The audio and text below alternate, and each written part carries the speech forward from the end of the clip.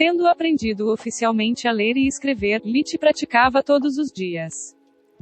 Enquanto sua família o considerava um gênio, ele sabia melhor. Precisando praticar muito para memorizar apenas 21 letras e 10 números, Lit não se sentiu muito brilhante. Batendo no ferro ainda quente, ele pediu a Haas que esculpisse para ele uma régua de madeira de 50 centímetros, 19,7 polegadas de comprimento e 3 centímetros, 1,2 polegada de altura e largura. Na frente tinha gravado todo o alfabeto, atrás os números. Era a garra de Lit durante sua lição de casa, uma ferramenta necessária para ele ficar livre de praticar a qualquer momento sem incomodar seus pais. Haas ainda estava na nuvem 9, então ele não fez nenhuma pergunta sobre os tamanhos estranhamente grandes que Lit pediu. Ele poderia facilmente torná-lo muito mais fino e mais curto, tornando-o mais fácil de transportar. Mas Lit recusou a proposta, implorando para que ele cumprisse seu desejo. Lit não tinha perdido o olhar hostil de Orpal toda vez que alguém o chamava de gênio. Ele tinha que ter certeza para que não fosse fácil quebrar ou sumir por acidente. Também era o pretexto perfeito para sempre carregar algo em que pudesse praticar magia espiritual. Quando o tempo finalmente melhorou, Elina decidiu que era o momento perfeito para Tista ser examinada por Nana. Com todo o frio e vento daqueles últimos dias, por mais esforço que Haas e Orpal tivessem feito na manutenção da casa, ainda estava meio ventosa. Tista estava tossindo o suficiente para Elina estar seriamente preocupada com ela. Então, ela pegou a carroça de mulas e trouxe Tista e Lit para a vila de Lutia. O mau tempo havia durado muito tempo e o trabalho agrícola acumulado precisava da ajuda de todos para ser concluído antes que outra onda de geada chegasse. Ela teve que trazer Lit junto, ele era muito pequeno para ser deixado sozinho. Depois de enchê-los com as roupas mais quentes que tinham, a viagem começou. Lit estava muito feliz, era a primeira vez que ele via o mundo fora dos limites da fazenda. Havia muito que ele poderia aprender com essa experiência.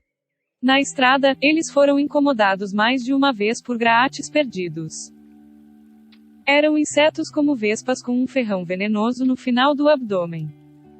Comparadas às vespas da terra, elas eram muito mais peludas e azuis em vez de amarelas. Porque em nome da Grande Mãe eles ainda estão por aí? Eliane reclamou. Eles deveriam estar dormindo durante o inverno. Aspas. Um graate era particularmente teimoso e, apesar de todos os enxotados, continuou voltando até chegar perto demais de Tista para o conforto. Lit bateu as mãos com força, errando completamente. Ele ainda era ágil como um tijolo, mas sua magia espiritual não era. Ele já havia atingido um raio de efeito de 10 metros 32,8 pés, então o graate foi esmagado sem esforço. Lit mostrou a presa com orgulho. Não se preocupe, irmã mais velha, eu sempre vou te proteger. Depois de abraçá-lo, Tista ficou muito curiosa com um inseto morto, mas Elina ainda estava preocupada com o veneno. Então, depois de jogá-lo fora, eles retomaram a viagem. Quando eles avistaram Lutia, muitas das dúvidas de Lit foram esclarecidas. Não era apenas sua família, toda a aldeia lembrava um daqueles desenhos do início da Idade Média que ele tinha visto nos livros de história. Não havia sinal de qualquer tecnologia complexa, mesmo um moinho de vento ou um moinho de água teria sido considerado uma maravilha da ciência. Quando Lit perguntou a Elina sobre a vila, ela explicou que apenas artesãos, estudiosos e comerciantes moravam lá. O resto da população vivia em suas próprias fazendas cuidando dos campos e criando gado. Lutia consistia em algumas dezenas de casas de madeira de 1 ou 2 andares bem espaçadas entre elas. Nem mesmo um era feito de pedra ou tijolo. Também não havia pavimentação de qualquer tipo de estrada. O espaço entre as casas era como a estrada para a aldeia, terra nua e lama. Pelas placas penduradas do lado de fora dos prédios, ele pôde ver um ferreiro, uma taverna e uma alfaiataria. A padaria não precisava de nenhuma placa ou propaganda, o cheiro delicioso que saía de sua chaminé era suficiente para deixar a boca de qualquer transeunte com água. A fome de Lit golpeou tão forte que ele já sabia com o que teria sonhado naquela noite. Quando eles chegaram à casa de Nana, Lit ficou surpreso ao perceber que era maior que a deles, mas Elina disse a ele mais de uma vez que Nana morava sozinha. Aos olhos dele, isso significava que ou ela era de uma família rica ou, mais provavelmente, a cura era um negócio lucrativo. Lit decidiu que tinha que dominar a magia da luz o mais rápido possível. A porta estava aberta, e dentro Lit sentiu a sensação familiar da sala de espera de um médico. Dentro havia uma única sala enorme que cheirava a ervas medicinais e incenso. No final da sala, à esquerda, havia uma porta, provavelmente levando ao alojamento de Nana. À direita havia uma enorme cortina larga, atrás da qual Nana visitava e tratava os pacientes. O resto do espaço estava cheio de bancos e cadeiras, e muitos deles já estavam ocupados. Parecia que muitas famílias tinham decidido aproveitar o bom tempo. Elina removeu todas as roupas extras de seus filhos antes de instruí-los a ficarem quietos e não incomodarem os outros. A sala de espera estava cheia de mães entediadas, e logo Elina se juntou ao bate-papo, compartilhando suas experiências e conselhos com elas. Lit podia passear sem ser perturbado, as mulheres estavam muito ocupadas mantendo seus filhos sob controle para perceber sua existência. A sala estava vazia e desinteressante, mas assim que chegou perto da cortina tropeçou em um tesouro. Ele encontrou um pequeno armário aberto, cheio de livros sobre magia. Talvez neste mundo seja o equivalente a um médico pendurando seus diplomas e mestrados. Muitos dos títulos eram específicos sobre um elemento ou sua aplicação. Mas um chamou sua atenção imediatamente. Tinha The Basics of Magic escrito na capa. Depois de verificar que ninguém estava prestando atenção nele, ele o pegou e começou a ler. Tenho apenas 3 anos de idade. Posso me dar ao luxo de pedir perdão melhor do que a atitude de permissão. Lit então se moveu para um canto, dando as costas para a cortina esperando passar despercebido o maior tempo possível. Era claramente um livro para iniciantes, então ele pulou a introdução indo direto para a descrição dos elementos.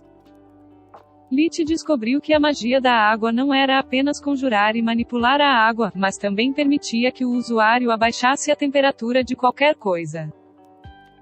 Qualquer aprendiz de magia deveria ser capaz de gerar gelo e usá-lo como meio de ataque e defesa. A magia do ar também tinha uma habilidade que ele nunca havia levado em consideração. O pico mais alto da magia do ar era o controle do clima, mas mesmo no nível básico um mago poderia gerar raios. Fogo e terra eram puros e simples como ele os havia imaginado o tempo todo, então ele passou para os 2 últimos elementos. Durante a leitura, ficou claro para ele que, por causa da magia, quem escreveu o livro não tinha ideia do que era a anatomia. O livro falaria sobre a importância de manter uma ferida limpa, não havia o uso de termos como desinfecção ou sepse, então ele mal encontrou termos médicos desconhecidos. Lit permaneceu estupefato ao descobrir que a luz e as trevas foram explicadas juntas, em vez de em capítulos separados. De acordo com o livro, ambos os elementos eram o pão com manteiga de qualquer curandeiro. A magia das trevas poderia ser usada como arma, mas não foi explicada em detalhes.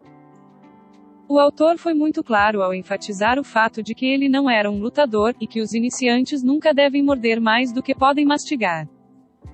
Então ele começou a explicar que a magia das trevas não era boa nem ruim, apenas um elemento como os outros.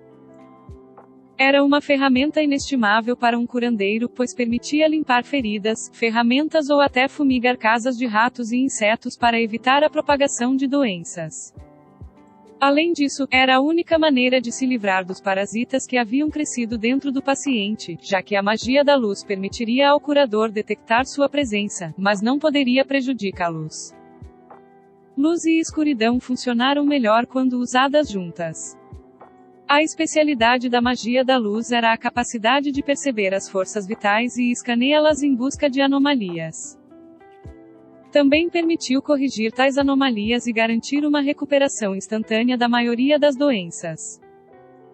Restaurar ossos quebrados era mais difícil e foi explicado em outro capítulo. Lich se sentiu incrivelmente ignorante e estúpido. Ele poderia ter descoberto a maioria dessas propriedades elementares por conta própria, se não estivesse cego por sua superstição de mente estreita. Como eu pude ser tão idiota? Eu moro aqui há mais de 3 anos e ainda estou pensando que isso é um videogame com regras e níveis fixos. Ponto. A escuridão é maligna e a luz é sagrada ou algo assim. Não, isso é ciência, caramba, a mesma que estudei toda a minha vida. Se a magia do fogo está convertendo mana em calor, então a magia da água nada mais é do que converter mana em frio, condensar a água na atmosfera e transformá-la em estado líquido. É tudo tão óbvio, é como o maldito ovo de Columbus. Aspas. Ele estava prestes a virar a página e aprender sobre a cura de ossos quebrados quando uma mão firme apertou seu ombro, prendendo-o no lugar. Isso não é um brinquedo, meu jovem. Eu realmente espero que você não o tenha danificado, caso contrário sua família terá que pagar caro por isso.